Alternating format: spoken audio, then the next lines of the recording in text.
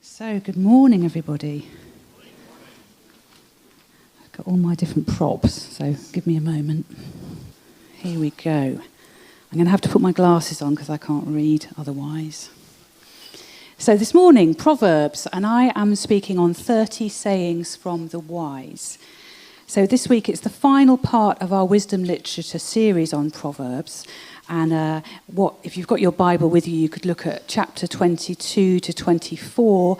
And in some Bibles, it is entitled 30 Sayings from the Wise. And my brief was how to be skilled at living life, wisdom in context. So no pressure there then. So I don't know about you, but I have been really enjoying these talks on Proverbs. And I can't actually remember a time in my very long church walk when I've heard the wisdom literature preached in this particular way. I don't know if anybody else has. People fish out texts, don't they, and use them as part of something else from Proverbs. But this opportunity to look at these three books, Proverbs, Ecclesiastes and Job, as a whole, and in that bigger sort of helicopter view of how they interact with each other, is, I think, quite genius. And so thank you, Paul and Andy and Nigel Stock, Paul Wratten, sorry, everybody, many Pauls and Nigels. So Paul, Andy and Nigel for pulling this together. And I wanted to particularly acknowledge and appreciate the wisdom of my husband this morning. He's a wise man and we really appreciate him leading us. So Proverbs, we've heard about them, haven't we? They're principles, not promises. And they are all about life and flourishing.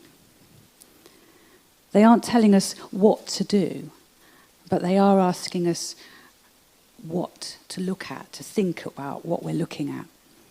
And they want us, these proverbs, to consider what are the underlying principles behind them. And they ask us to think about what it means to live well in God's world. As you read the Proverbs, which I hope some of you have been doing, you'll see there's a sort of system of cause-effect patterns in them. If this, then that. We see it in the one that Line has given us as a memory verse this morning. If this, then that. And the patterns unfolding as we read, I think, are about how the world works and how God wired the universe. So we see examples in the Proverbs of fools who live against the grain of the universe, and what might happen if they do. And then this other wonderful concept of this wisdom that flows in the universe and us flowing with the universe. And as we heard in our first talk from Andy, wisdom was woven into the structure of the universe as God created it. If you like, a moral law, a justice, peace and goodness were all woven into how our world was created. Wisdom's for flourishing. It's for justice. It's for helping others flourish and grow into God's best for them. And we heard from Paul that wisdom begins with the fear of the Lord. And Anna picked up on that point really well last week, explaining to us all that it isn't about fear as we might understand it, the word now, but it's about awe and wonder and grasping but never grasping the otherness of God. And being in that presence is fearful.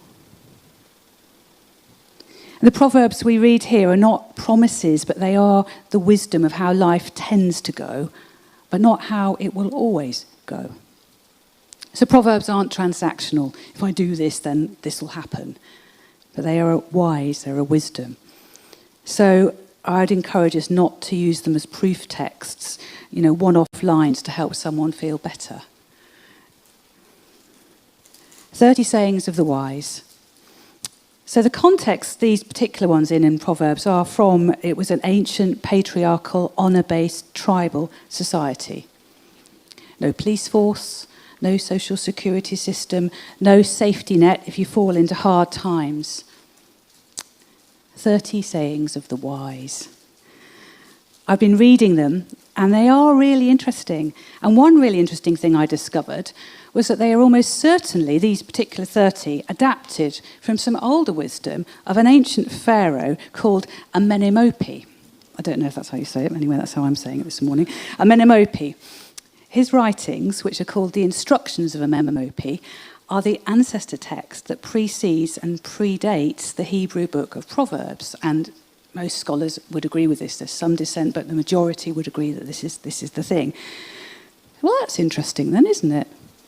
Is it? I think that's quite interesting, that even the Bible recognises that the world's wisdom is useful.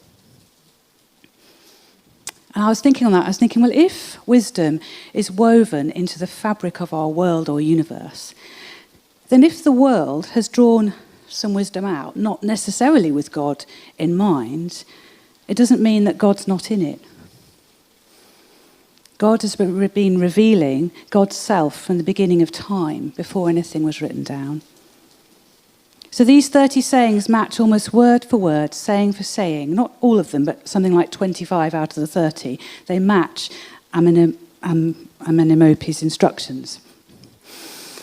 So it's widely agreed that they were written to young civil servants, elite boys, young men, educated men, perhaps merchants, artisans, as part of their education. So you get the sense that the author is addressing a younger male, a son, a successor, maybe. I also wanted to say this morning that we read the Proverbs in translation, and they are poetry, and we miss out on the poetry. Some of the commentary I was reading said that in the original Hebrew text there are some really clever plays on words and rhymes and things that even the most brilliant translation just doesn't capture in our English. So that's a shame, isn't it? If you like reading poetry, like I do. Also, in terms of the context then, this is poetry. And remember, we don't take poetry literally, as it's often describing something other, something metaphorical, or maybe the meaning isn't exactly what the words say, etc., etc. And you need to kind of think on it, think what's going on here. The sayings are grouped in a way that shows complexities in relationships between competing values. For example, wealth, poverty, diligence, laziness, fools, the wise. There's a lot going on in here. So, if you like, it's a bit like these 30 sayings. Those of us who work, and we have people that we're mentoring, and we've got children that are growing into adulthood, and we want to pass on some wisdom and ideas for them. And especially in the workplace, you might give people some books. I've got a few examples here. This is why I've got all these books. Here's one, Winning at Interview. Here's another one, The Undefended Leader. Here's a brilliant one, How to Be Brilliant. I think, Ali, you might have given this to Paul once upon a time. We give these sort of stuff to people, don't we? And it's really helpful. And as a church, we've also given you books over the years. Be Still.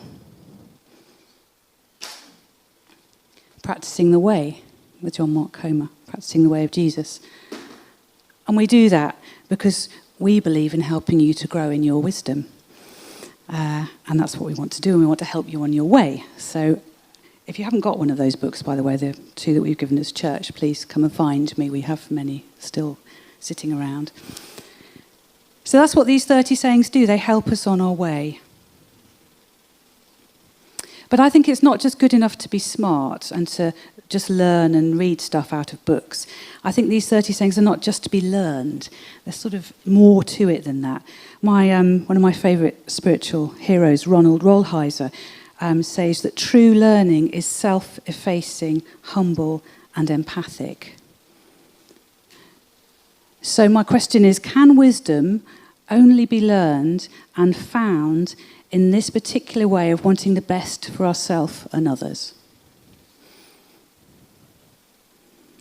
I was listening to Anna's talk, which I thought was excellent, well done, and it led to me thinking about how wise Jesus was and is and always will be.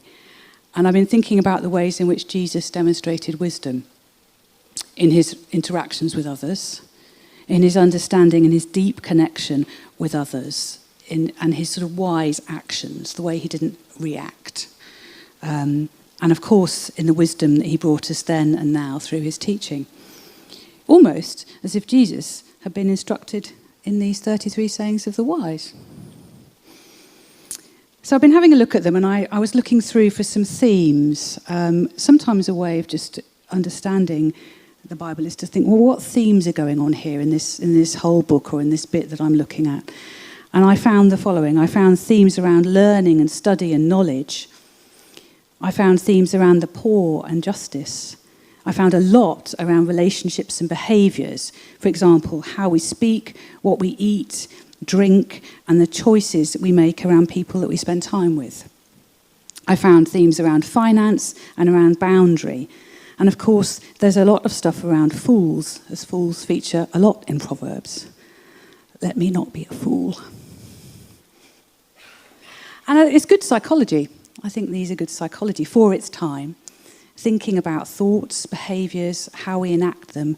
Basically, how we walk in the world and how we look after things like friendships and finances. So I suspect Jesus did know this book. So that's my preamble. I just want to spend the rest of the time being a bit more practical, because I'm aware that this can get quite theoretical, can't it? And we've got these written proverbs and sayings to have a look at. So I've chosen 3 around themes of behaviour, relationships and justice. And I thought what I would do is I'd unpack them with you, and then what I'd like us to do is, together in perhaps some smaller groups, is to have a look at some for yourself. So, remembering that we read the Bible and think about the context then and now. And so, for example, this is aimed at young men, and I'm an older woman. Right? No, there is something in here for me. Of course there is. The Bible wasn't written to us, but it is written for us. So there is something for me in here. So, saying 5, which is in chapter 2, verse 28. I think Tim was going to pop that up for me. Thank you. Do not remove the ancient landmark or boundary stone that your ancestors set up. What? Is this useful to us now? I don't know. Is it? Was it helpful then? So if you're not sure, if you read something and you get a bit of a blank, you think, just sort of read on a bit, because there may be some more to find. So if we read on and we come to saying 11, it says, do not remove an ancient landmark or encroach on the fields of orphans, for their Redeemer is strong and he will plead their cause against you. Oh, okay. So these are the 2 sayings in the 30 that talk about boundary stones, ancient landmarks. Doesn't make a lot of sense to me, but it does begin to make a bit more sense to me when we look at it in the light of the second saying, because then it starts to become about boundary and justice.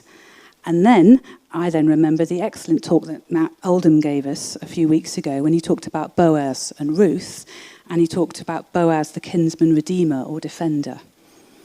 I'm not going to go back into that again. If you don't know what I'm talking about, look it up online. It was really worth listening to. Land back then was incredibly important. Without land, you couldn't grow food and you couldn't eat. So land passed down from generation to generation, and there were rules around this. If you became widowed, the land still passed to you. It was there to not inherit or accumulate resources, but it was there to live off. So moving boundaries, especially to cheat the undefended, was a very serious thing then. So they were saying, young men, however tempting and easy this might be, don't do it. That's wise. It's wise. But how does this apply to us now? Some commentaries that I read talked about boundaries that sit in families, sort of generational ideas, not disrespecting what's gone before you. Remember, it's not transactional. You don't have to, there are times when it's very important to go against something that's gone before you. But generally, let's not be over-literal, and let's look always for the wisdom. Could it be about just not barging in and moving things without thinking? Boundaries are really important, land-based and relational ones. And I think what this is getting at is don't move them without thinking. Respect boundaries, other people's boundaries, because they are there for a reason. And this is about justice for those who don't have people to defend their boundaries. And where do we know now of people or people groups whose boundaries are being moved? I've just recently finished reading, and then I watched a documentary called The Last of the Sea Women. I don't know if anybody's read that. No? Bit niche. It's about a group of women called... Don't laugh, Sandra. It's about an island called Jeju Island, which is just off South Korea, and they are a group, it's sort of matriarchal type society of women who are called Haeunyu, and they are divers. They have dived for centuries. It's an ancient tradition. They dive without, just with their breath, and they dive down. They can dive phenomenal distances, and they can also stay alive. And their body temperature gets very, very low, and uniquely, they can survive these cold temperatures for hours at a time. They're literally in the sea diving for hours for seafood, which they use to sell and eat off. And there's a long history around why they had to do this. But there's this. It's a dying community. There's not so many of them left now. Maybe 4,000. They're amazing women. It's amazing watching it. And some of them are like 90 and they're still diving. 70, they're still diving. They're still swimming. They're still diving and living off this way. And in 2024, or was it 2023? Japan, who aren't far away, made a decision after the Fukushima nuclear reactor disaster thing that they were going to release diluted but nevertheless diluted radioactive water into the sea. Is this okay? I don't really know. I don't know the science. You could probably argue me either way. However, these women don't have anybody to defend them. They're a small community. So it's moving a boundary. I think that's moving a boundary. Just an example. And also, our ultimate kingsman redeemer, the ultimate defender, is, of course, God. So that's that saying. Move along. Saying 13, chapter 23, verses 13 to 14. Do not withhold discipline from your children if you beat them with a rod. They will not die if you beat them with the rod. You will save their lives from Sheol.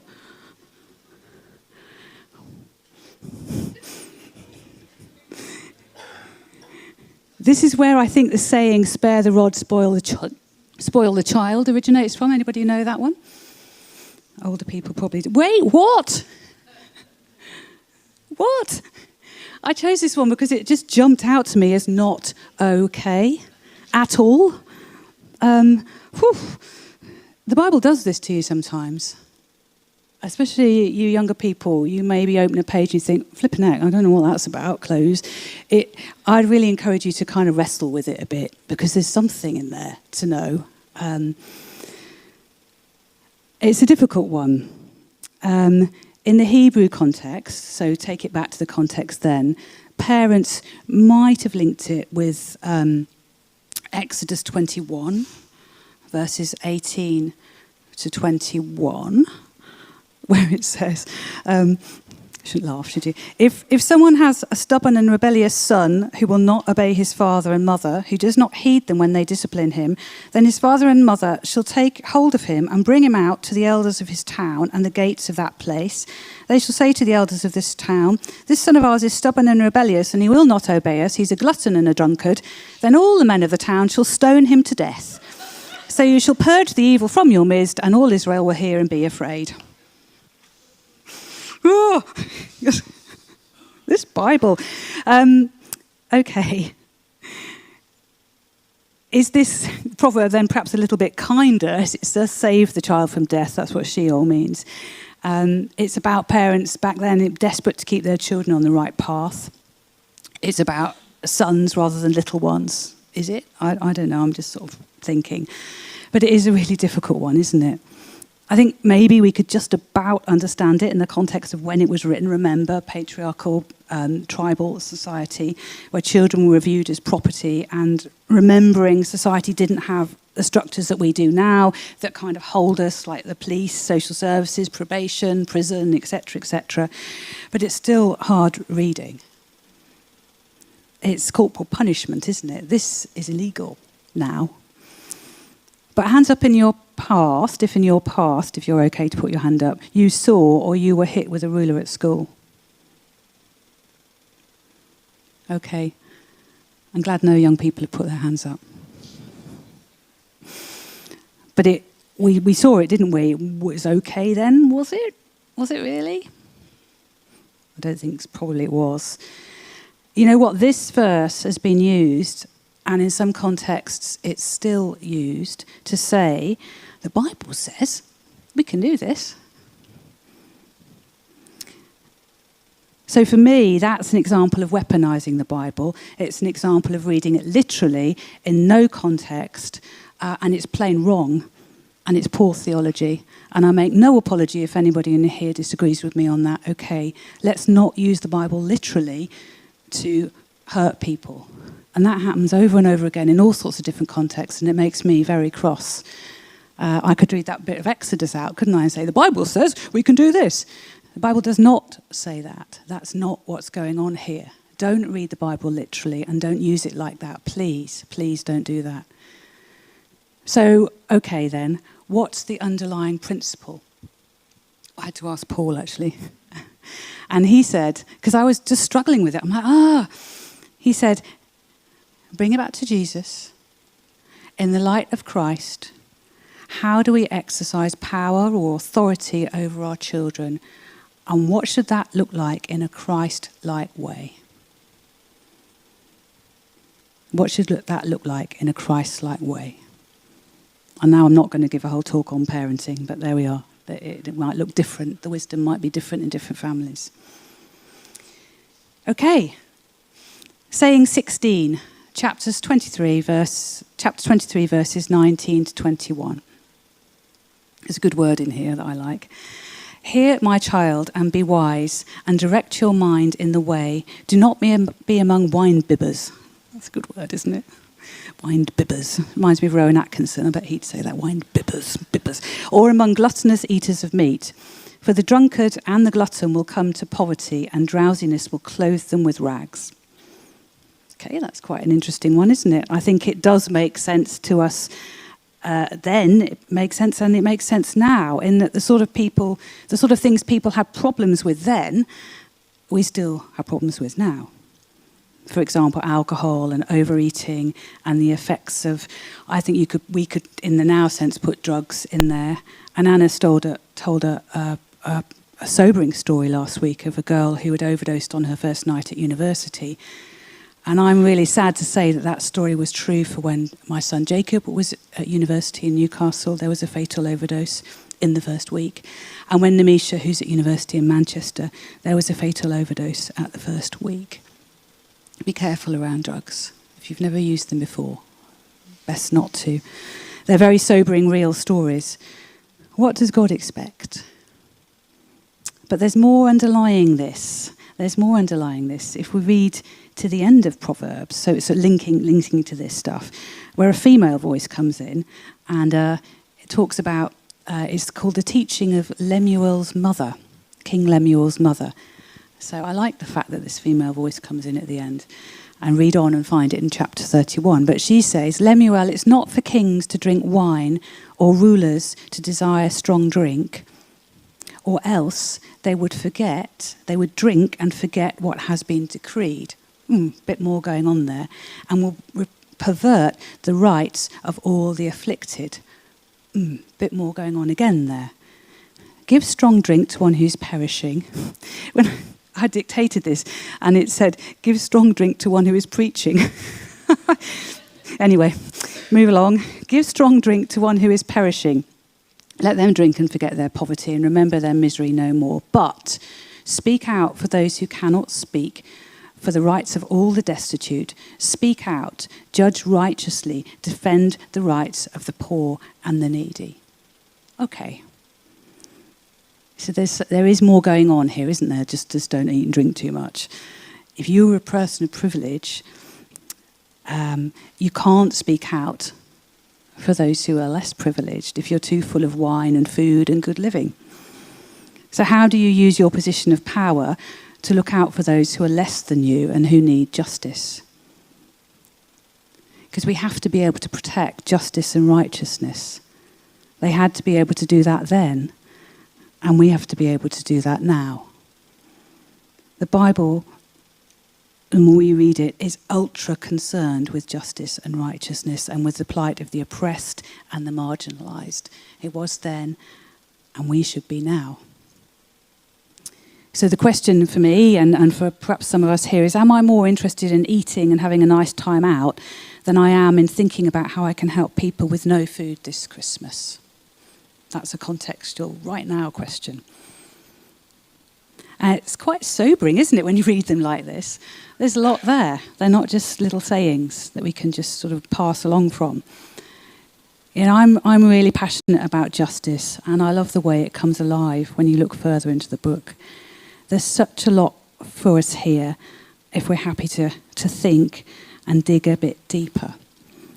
So I've got a prayer for us, and then would you be up for having a little look? We've got a few minutes left in just small groups at a couple or three that I've given you on a bit of paper and see what you make of them. If you're an introvert and you think, oh my goodness, why has she just asked me to do that? Or you're a quiet person who hates group work, that's absolutely fine. Just sit on your own with one. If you're somebody who thinks slowly, just choose one. And if you're a crazy extrovert, please just gather a group of people around you and sort of dive in, Ali. So let me just... I just pray this prayer for us. I've gone through quite a lot there. It's called Courage to Be. And the word fool, I would say, is replaced by the word twit. So when you hear that coming. God, grant me serenity to embrace who I am, even though I hope to evolve into something more. Courage to live honestly, without pretense, owning my own thoughts and instincts, even though they will certainly change. And wisdom to know when I'm being a twit and to stop it. Amen. Thanks, Anthea. That's brilliant. Really good. Fantastic.